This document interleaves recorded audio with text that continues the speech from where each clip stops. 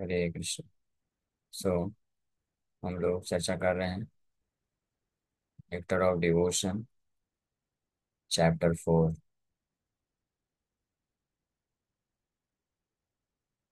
Chapter 4।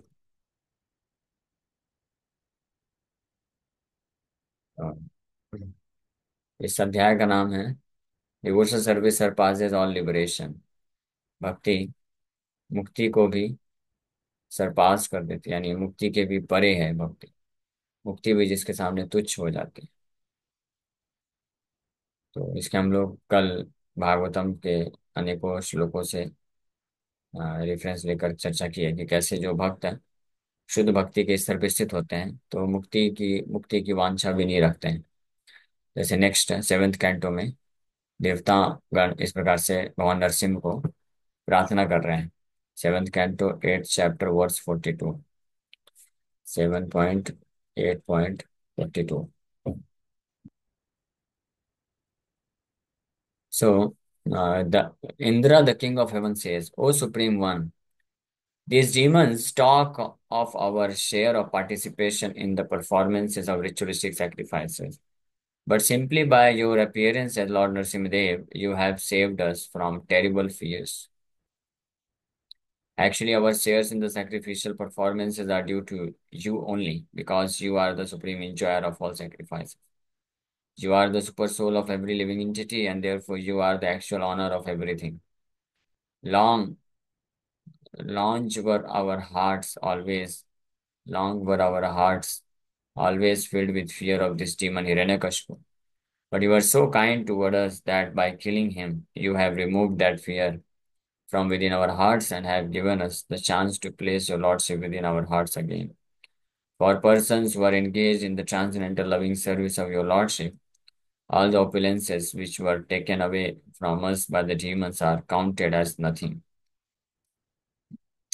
Devotees do not care even for liberation, what to speak of these material opulences. Actually, we are not enjoyers of fruits of sacrifices. Our only duty is to always be engaged in your service, for you are the enjoyer of everything. तो नरसिंह भगवान जब हिरण्यकशिपु का वध कर दिए तो उसके पश्चात देवतागण जब भगवान को प्रार्थना कर रहे हैं तो भगवान का गुणगान करते हुए ये बोल रहे हैं कि ये जो राक्षस असुर है जिसके द्वारा हमारे सारे ऐश्वर्य को ले लिया गया था, तो आपकी कृपा से पूरा पूरा जो ऐश्वर्य हमको मिल चुका है। लेकिन आपके ऐसे भक्त, विशुद्ध भक्त जो आपके दिव्य प्रेमय सेवा में लगे होते हैं, वो इस प्रकार के ऐश्वर्य को भी जो है तुच्छ मानते हैं। और यहाँ तक कि वो मुक्ति को भी बहुत तुच्छ मानते हैं, उसका भी केयर नहीं करते हैं, उनके लिए वो भी महत्वपूर्ण नहीं है। हाँ, तो इन ऐश्वर्यों को क्या कहना फिर। सो वास्तव में हे भगवान, हम लोग इंजॉयर नहीं हैं। इस जो भी हमारे पास ऐश्वर्य है वह वास्तविक इंजॉयर भोक्ता तो आप हैं, लेकिन हम इस प्रकार से अहंकार वश से सोचते हैं। तो देवतागण जो उनके पास ज्ञान तो है, जानते तो है ये शुद्ध भक्त के क्या लक्षण होते हैं, किस स्थिति में होते हैं, उनका क्या भाव होता है, लेकिन वो खुद इस भाव में नहीं रहते हैं। हाँ, तो यहाँ पे एडमिट कर रहे हैं वो कि आप ऐसे लोग जो आपके प्रेम में सेवा में लगे रहते हैं, तो वो हमारे ऐश्वर्य को वो तुच्छ मानते हैं, यहाँ तक कि मुक्ति भी उनके लिए तुच्छ हो जाती है। तो इस प्रकार से वर्णन कर रहे हैं। इंद्रदेव सुदेव भगवान को गुणगान करते हुए बता रहे हैं इस श्लोक में। श्रीन्द्र उवाच प्रत्यानीत परं भवता त्रायत न स्वभागा दैत्याक्रान्तं हृदयकमलं तद्ग्रहं प्रत्यबोधि कालग्रस्तं कियदिदमहो नाथ शुश्रूषतां ते मुक्तिस्तेषां नहि बहुमता नारसिंहापरैकिम्। मुक्तिस्तेषां नहीं बहुमता, मुक्ति को भी बहुमता नहीं स्वीकार करते हैं वो आपके भक्त। तो बाकी अन्य चीजों को क्या कहना। So purport of this statement by Indra is that beginning from Brahma down to the insignificant ant, no living entities are meant for enjoying the material opulences. सारा ऐश्वर्य जो है इस पूरे सृष्टि का, ब्रह्म लोक से ब्रह्मा जी से लेकर के एक छोटे से चींटी तक किसी को अधिकार नहीं है उसको भोग करने का, केवल और केवल वो भगवान के लिए। They are simply meant for offering everything to the supreme proprietor of the personality of God. By doing so, they automatically enjoy the benefit. The example can be cited again of the different parts of the body collecting foodstuffs and cooking them so that ultimately a meal may be offered to the stomach. After it has gone to the stomach, all the parts of the body equally enjoy the benefit of the meal. So similarly, everyone's duty is to satisfy the Supreme Lord, and then automatically everyone will become satisfied. तो इंद्र के द्वारा ये जो प्रार्थना अर्पण की गई, इसका अर्थ है, प्रभुपाद जी लिख रहे हैं कि हर चीज पूरे सृष्टि में, हर चीज के भगवान भोगता है एकमात्र। और जब भगवान के एंजॉयमेंट के लिए हर चीज अब दी जाती है भगवान को, तो उसके माध्यम से फिर जो भक्त होते हैं, जो सेवा करते हैं, जिस प्रकार से भगवान को एंजॉयमेंट देते हैं, सुख देते हैं, उनको भी सुख मिल जाता है। जिस प्रकार से भागवत में उदाहरण दिया गया है कि जैसे जब कोई खाद्य पदार्थ मुख्य माध्यम से स्टमक, पेट को प्रदान करता है, तो इसके माध्यम से सारे जितने भी अंग हैं उन सबको भी एंजॉयमेंट मिल जाता है या पोषण मिल जाता है। उसी प्रकार से हर किसी का कर्तव्य है कि भगवान को संतुष्ट करे, और तब व्यक्ति खुद भी आसानी से संतुष्ट रह सकता है। इसी प्रकार का श्लोक 8वें स्कंद 3 अध्याय और 20 नंबर श्लोक में प्राप्त होता है, जहाँ पे गजेंद्र बोलते हैं, Gajendra says there, my dear Lord, I have no experience of the transcendental bliss derived from your devotional service, so therefore I have asked from you some favor.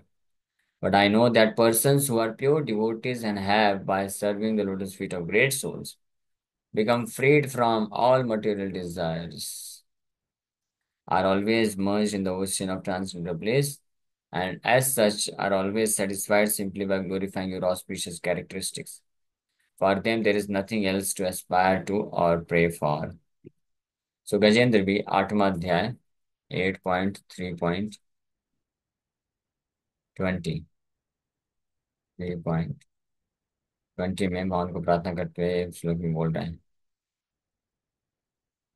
एकांतिनो यस्य न कंचनार्थम् वाञ्छन्ति चे वै भगवत्प्रपन्ना अत्यद्भुतं तच्चरितं सुमङ्गलं गायन्त आनन्दसमुद्रमग्ना तमकस्तम अक्षरं ब्रह्म परं परेशम् अव्यक्तमध्यात्मिकयोगगम्यम् अतीन्द्रियं सूक्ष्ममिवातिदूरम् अनन्तमाद्यं परिपूर्णमीदे.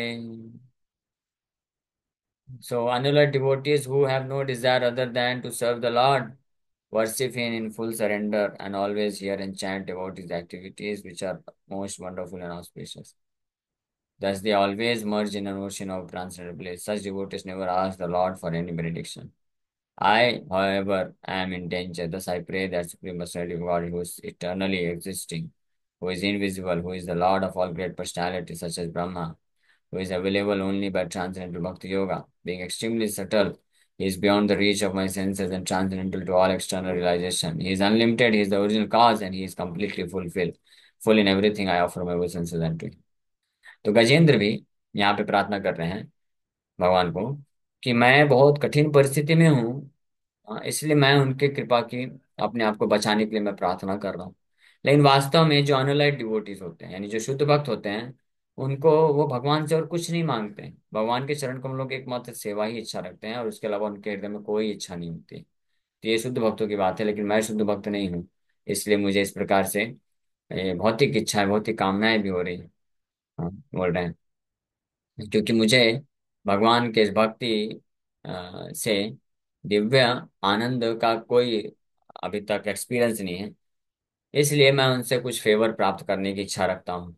मैं कुछ बेनिफिट उठाना चाहता हूँ भगवान का, या भगवान को याद करते हैं।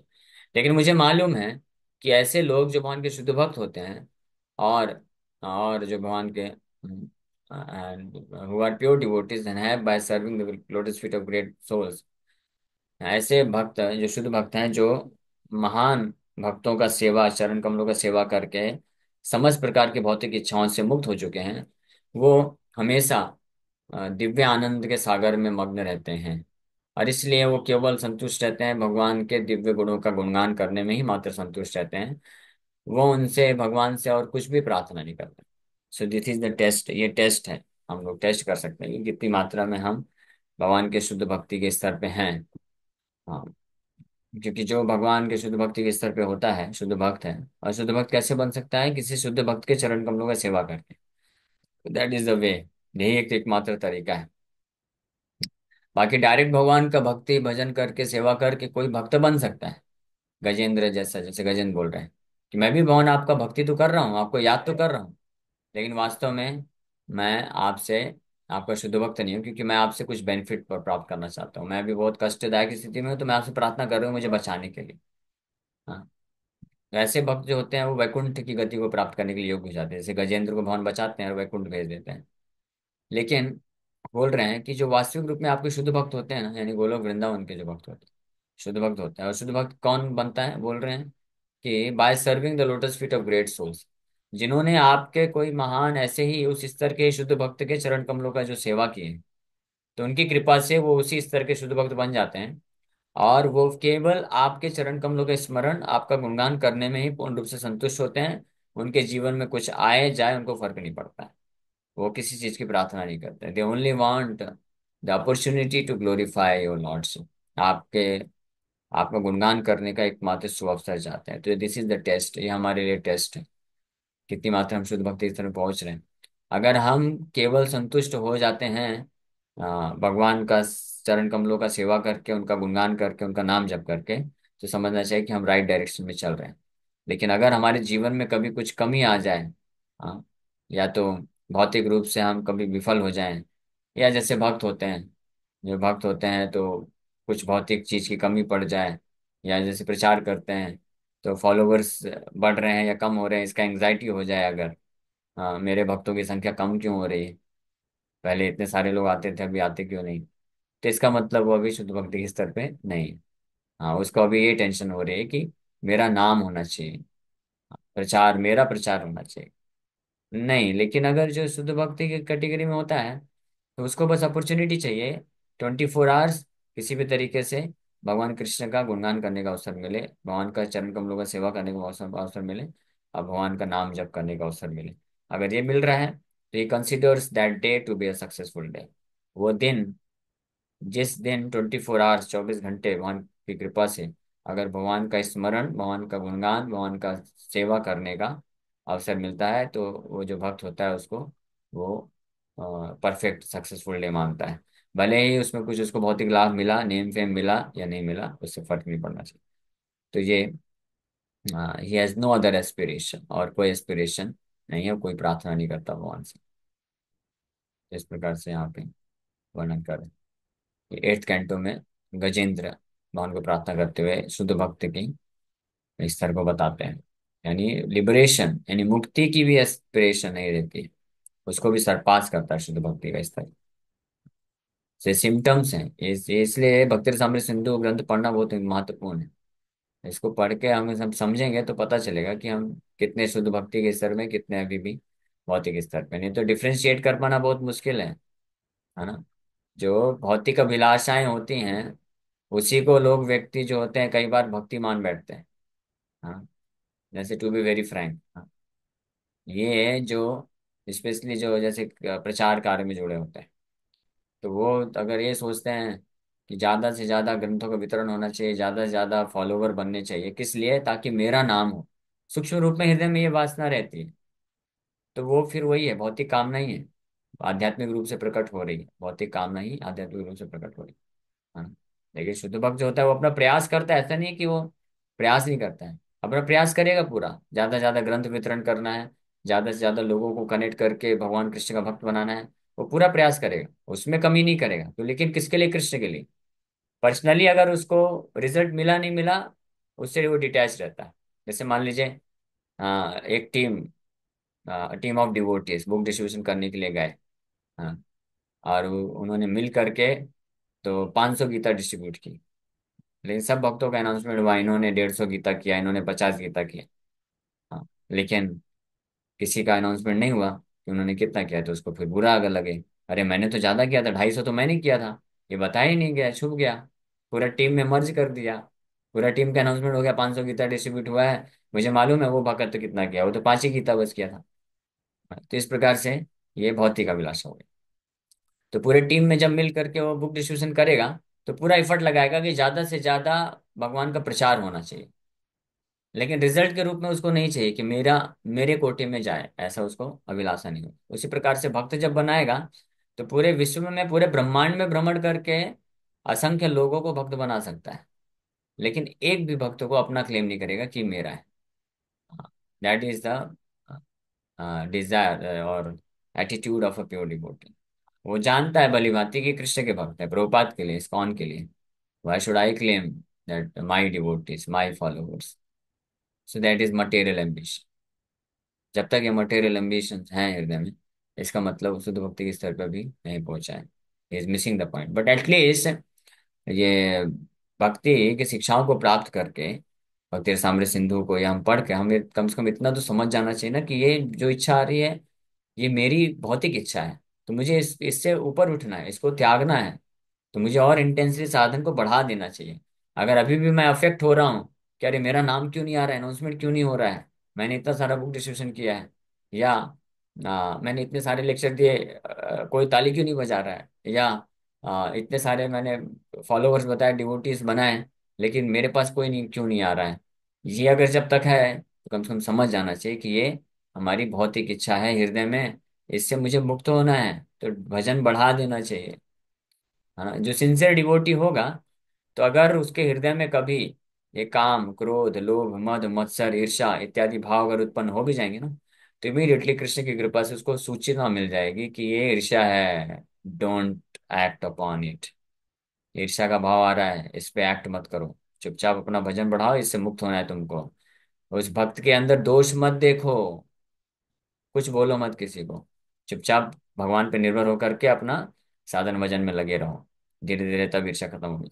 लेकिन कोई ईर्ष्या जो पहचान ही नहीं पाएगा, कौन नहीं पहचान सकता है? जो दुर्भाग्यशाली होता है। ऐसा भक्त, ऐसा दुर्भाग्यशाली भक्त है जो गुरु के आश्रय में नहीं है। हाँ, गुरु की अवज्ञा करने का ये परिणाम होता है कि व्यक्ति, जो शिष्य है, ऐसा शिष्य है ऐसा, वो उसको लगेगा ऐसा, जो अनर्थ है उसको लगेगा कि वो उनका भक्ति है, शुद्ध भक्ति। He will feel like this. हाँ, that is the result of offending a pure devotee spiritual master, भक्त गुरु का अवज्ञा। लेकिन जो शिष्य अपने वरिष्ठ भक्तों का या गुरु का सेवा किया है हृदय से, तो भले ही उसके हृदय में कितने भी कल्मश हो, कितने भी अनर्थ हो, भगवान की कृपा से, गुरु की कृपा से उसको आभास हो जाएगा इमीडिएटली कि ये मेरे अनर्थ हैं और मुझे इससे बचना है। और भगवान की कृपा से बचने का उपाय भी उसको पता चल जाएगा फिर उसमें वो फंसेगा नहीं। उससे निकलने का तरीका भी उसको मालूम रहेगा कि तरीका क्या है। अपना भजन बढ़ा देना चाहिए, और मुझे एक्ट नहीं करना चाहिए, इन अनर्थों को बढ़ावा नहीं देना चाहिए, उस प्रकार से कार्य नहीं करना चाहिए कि अनर्थ बढ़ जाए।